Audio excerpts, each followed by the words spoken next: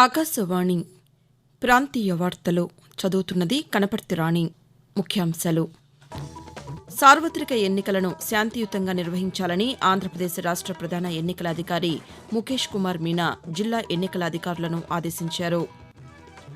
ఎన్నికల షెడ్యూల్ విడుదలైనప్పటి నుండి ఈ నెల 2వ తేదీ వరకు ఆంధ్రప్రదేశ్లో కొత్తగా 1,26,549 మంది ఓటర్లు నమోదైనట్లు రాష్ట ప్రధాన ఎన్నికల అధికారి కార్యాలయం ప్రకటించింది. వైఎస్సార్ కాంగ్రెస్ పార్టీ అధ్యక్షులు వైఎస్ జగన్మోహన్ రెడ్డి చేపట్టిన మేమంతా సిద్దం బస్సు యాత్ర ప్రకాశం జిల్లాకు చేరుకుంది. హైదరాబాద్లోని తుక్కుగూడలో ఏర్పాటు చేసిన జనజాతర సభలో న్యాయపత్రం పేరుతో కాంగ్రెస్ పార్టీ జాతీయ స్థాయి మేనిఫెస్టోను విడుదల చేసింది. తెలంగాణలోని అన్ని గ్రామీణ ప్రాంతాల్లో తాగునీటిని సరఫరా చేసేలా చర్యలు తీసుకుంటున్నామని పంచాయతీరాజ్ శాఖ ముఖ్య కార్యదర్శి సందీప్ కుమార్ తెలిపారు. వార్తల వివరాలు. సార్వత్రిక ఎన్నికలను శాంతియుతంగా, స్వేచ్ఛగా నిర్వహించాలని ఆంధ్రప్రదేశ్ ప్రధాన ఎన్నికల అధికారి ముఖేష్ కుమార్ మీనా జిల్లా ఎన్నికల అధికారులు, ఎస్పీలను ఆదేశించారు. గుంటూరు జిల్లా వెలగపూడి సచివాలయం నుండి అన్ని జిల్లాల ఎన్నికల అధికారులు, పోలీస్ సూపరింటెండెంట్లు, పోలీస్ కమిషనర్లతో నిన్న దృశ్య మాధ్యమం ద్వారా సమావేశాన్ని నిర్వహించారు. ఈ సమావేశంలో ఎన్నికల కోసం చేపట్టిన ఏర్పాట్లు, తీసుకుంటున్న చర్యలు, ఎన్నికల ప్రవర్తనా నియమావళి అమలు వంటి అంశాలపై సమీక్షించారు.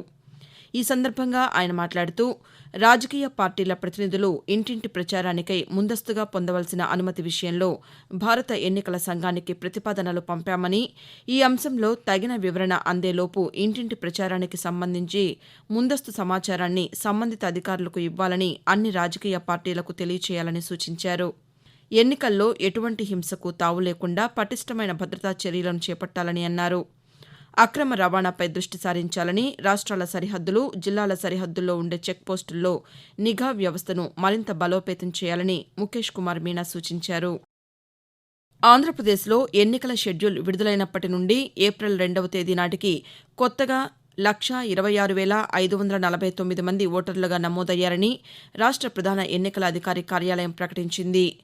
షెడ్యూల్ ప్రకటించిన రోజుకి రాష్ట్రంలో మహిళా ఓటర్ల సంఖ్య 2,49,730గా ఉంటే ఏప్రిల్ 2వ తేదీ నాటికి 2,09,16,389కి పెరిగిందని తెలిపింది. పురుష ఓటర్ల సంఖ్య 2,84,276 నుంచి 2,01,44,166కి పెరిగినట్లు పేర్కొంది.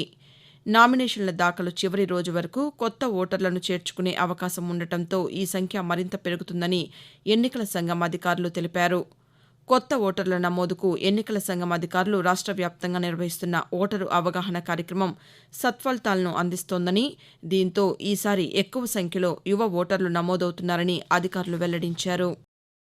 వైఎస్సార్ కాంగ్రెస్ పార్టీ అధ్యక్షులు వైఎస్ జగన్మోహన్ రెడ్డి చేపట్టిన మేమంతా సిద్దం బస్సు యాత్ర ఆంధ్రప్రదేశ్లోని ప్రకాశం జిల్లా చేరుకుంది. ఈ యాత్రలో భాగంగా ఆయన ఈ ఉదయం జువ్విగుంట క్రాస్ నుంచి బయలుదేరుతారు. అలవలపాడు, కనిగిరి మీదుగా పెద్ద అరికట్ల చేరుకుంటారు. అనంతరం చిన్న అరికట్ల, మూగచింతల మీదుగా కొనకనమెట్ల క్రాస్ వద్దకు చేరుకుంటారు. అక్కడ బహిరంగ సభలో పాల్గొని ప్రసంగిస్తారు. అనంతరం బత్తువారిపల్లి, సలకనూతల క్రాస్, పొదిలి, రాజంపల్లి, దర్శి మీదుగా వెంకటాచలంపల్లి వద్ద ఈరోజు రాత్రి బస చేస్తారని వైఎస్సార్సీపీ రాష్ట ప్రధాన కార్యదర్శి తలసిల రఘురాం తెలిపారు. కాగా నిన్న మేమంతా సిద్దం బస్సు యాత్రలో భాగంగా శ్రీ పొట్టి శ్రీరాములు నెల్లూరు జిల్లా కావలి బహిరంగ సభలో జగన్మోహన్ రెడ్డి మాట్లాడుతూ గ్రామాల్లో పాఠశాలలను, ఆసుపత్రులకు సైతం మౌలిక సదుపాయాలను ఏర్పాటు చేశామని అన్నారు. గత 5 ఏళ్లుగా అవినీతి, వివక్ష లేని వ్యవస్థను తీసుకొచ్చామని వెల్లడించారు. ఎన్నికల్లో కాంగ్రెస్ పార్టీ ఇచ్చిన హామీలను తెలంగాణలో అమలు చేసినట్టుగానే జాతీయ స్థాయిలోనూ అమలు చేస్తామని ఆ పార్టీ అగ్రనాయకులు రాహుల్ గాంధీ అన్నారు. హైదరాబాద్లోని తుక్కుగూడలో ఏర్పాటు చేసిన కాంగ్రెస్ జనజాతర సభలో న్యాయపత్రం పేరుతో కాంగ్రెస్ రూపొందించిన జాతీయ స్థాయి మేనిఫెస్టోను రాహుల్ గాంధీ తెలంగాణ కాంగ్రెస్ నాయకులతో కలిసి విడుదల చేశారు. ఈ సందర్భంగా ఆయన మాట్లాడుతూ జాతీయ మేనిఫెస్టోలో రైతులు, మహిళలు, యువత వంటి అన్ని వర్గాల అభివృద్ధి లక్ష్యంగా 5 గ్యారంటీలు రూపొందించామని అన్నారు. అనంతరం తెలంగాణ కాంగ్రెస్ నాయకులు రేవంత్ రెడ్డి మాట్లాడుతూ లోక్సభ ఎన్నికల్లో ఇండియా కూటమిని గెలిపించాలని పిలుపునిచ్చారు. ఆకాశవాణి ప్రాంతీయ వార్తలు వింటున్నారు. ఈ ఏడాది వర్షాభావ పరిస్థితుల కారణంగా వేసవిలో నీటి సరఫరా చాలా కీలకమని తెలంగాణలోని అన్ని గ్రామీణ ప్రాంతాల్లో ప్రతి ఇంటికి తాగునీటిని సరఫరా చేసేలా చర్యలు తీసుకుంటున్నామని తెలంగాణ పంచాయతీరాజ్ శాఖ ముఖ్య కార్యదర్శి సందీప్ కుమార్ సుల్తానియా చెప్పారు. మిషన్ భగీరథ నీటి సరఫరా నిర్వహణపై ఆయన నిన్న సమీక్ష సమావేశం నిర్వహించారు. అన్ని పంపుసెట్ల మరమ్మతులను ఏప్రిల్ 12 నాటికి పూర్తి చేయాలని అధికారులను ఆదేశించారు.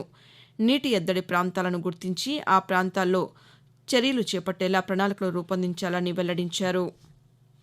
తెలంగాణ లోక్సభ ఎన్నికల్లో బీజేపీ అధిక స్థానాల్లో విజయం సాధిస్తుందని రాష్ట్ర భారతీయ జనతా పార్టీ అధ్యక్షులు జి. కిషన్ రెడ్డి అన్నారు. హైదరాబాద్లోని పార్టీ కార్యాలయంలో నిన్న నిర్వహించిన బీజేపీ 44వ ఆవిర్భావ వేడుకల్లో ఆయన పాల్గొన్నారు.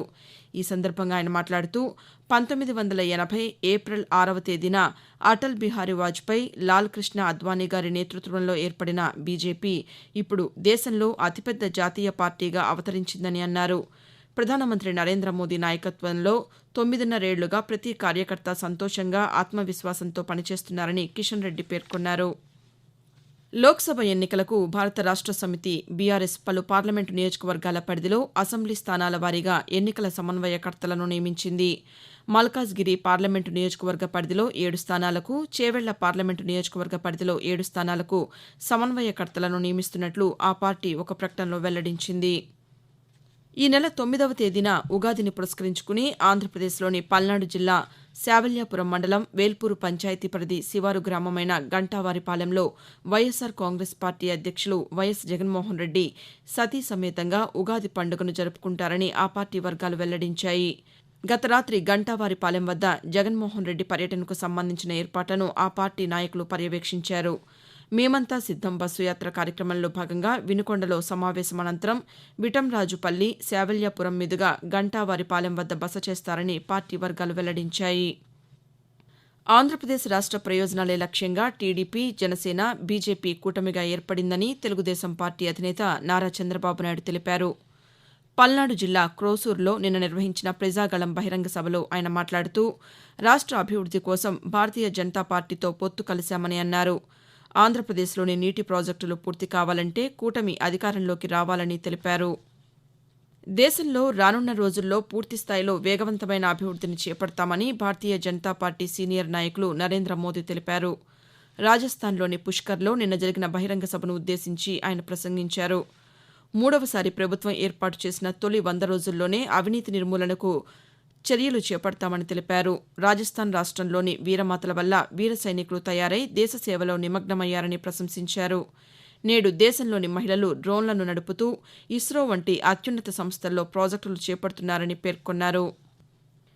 తెలంగాణ, ఛత్తీస్గఢ్ సరిహద్దు ప్రాంతంలో నిన్న జరిగిన ఎదురుకాల్పుల్లో 3 నక్సలైట్లు మరణించారు.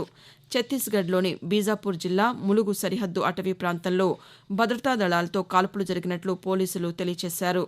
తెలంగాణలో గ్రేహౌండ్ సిబ్బంది అటవీ ప్రాంతంలో గాలింపు చర్యలు చేపడుతుండగా ఎదురుకాల్పులు జరగడంతో ఈ ఘటనలో 3 నక్సలైట్లు మరణించారని, మృతుల్లో ఒకరు జయశంకర్ భూపాలపల్లి జిల్లాలోని అంకుశపూర్ గ్రామానికి చెందిన వారిగా గుర్తించినట్లు పోలీసులు వెల్లడించారు. ప్రాంతీయ వార్తలు ముగించే ముందు ముఖ్యాంశాలు మరోసారి. సార్వత్రిక ఎన్నికలను శాంతియుతంగా నిర్వహించాలని ఆంధ్రప్రదేశ్ రాష్ట్ర ప్రధాన ఎన్నికల అధికారి ముఖేష్ కుమార్ మీనా జిల్లా ఎన్నికల అధికారులను ఆదేశించారు. ఎన్నికల షెడ్యూల్ విడుదలైనప్పటి నుండి ఈ నెల 2వ తేదీ వరకు ఆంధ్రప్రదేశ్లో కొత్తగా 126,549 మంది ఓటర్లు నమోదైనట్లు రాష్ట్ర ప్రధాన ఎన్నికల అధికారి కార్యాలయం ప్రకటించింది. వైఎస్సార్ కాంగ్రెస్ పార్టీ అధ్యక్షులు వైఎస్ జగన్మోహన్ రెడ్డి చేపట్టిన మేమంతా సిద్దం బస్సు యాత్ర ప్రకాశం జిల్లాకు చేరుకుంది. హైదరాబాద్లోని తుక్కుగూడలో ఏర్పాటు చేసిన జనజాతర సభలో న్యాయపత్రం పేరుతో కాంగ్రెస్ పార్టీ జాతీయ మేనిఫెస్టోను విడుదల చేసింది.